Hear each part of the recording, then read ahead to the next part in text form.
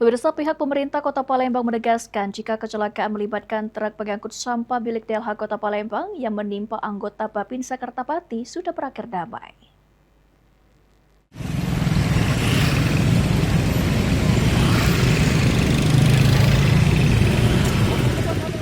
Sebelumnya mobil DLH Kota Palembang yang sedang mengangkut sampah terguling di Jalan Wahid Hashim seberang Ulu 1 Palembang dan menimpa seorang pengendara motor yang merupakan Bapinsa Kertapati pada Jumat lalu.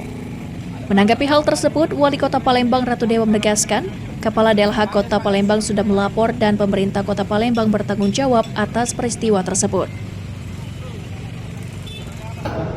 Oh, kalau itu saya sudah Pak, kan sudah laporan untuk ada yang memang kita harus bertanggung jawab dan ada yang lain juga. Yang penting kita ada penanganan dari tanggung jawab dari pemerintah kota. Sementara itu, Kepala DLH Kota Palembang, Ahmad Mustain menyampaikan, kecelakaan bermula karena truk pengangkut sampah menghindari pembatas jalan yang miring. Pemerintah Kota Palembang sendiri sudah memberikan pengobatan kepada anggota TNI bersangkutan. Sementara truk pengangkut sampah yang menyebabkan kecelakaan sudah diambil kembali pemerintah Kota Palembang pada hari yang sama karena dibutuhkan untuk operasional.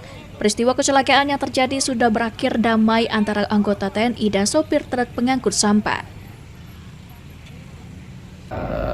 Karena ini mobil ditarik ke pos laka lantas untuk dapat menarik kembali karena mobil dibutuhkan untuk operasional, sehingga ada proses perdamaian antara sopir dan pihak korban. Jadi alhamdulillah sorenya sudah ditandatangan damai sehingga mobilnya bisa ditarik untuk dapat beroperasional kembali. Karena memang armada itu tetap dibutuhkan untuk Untuk operasional penanganan sampah.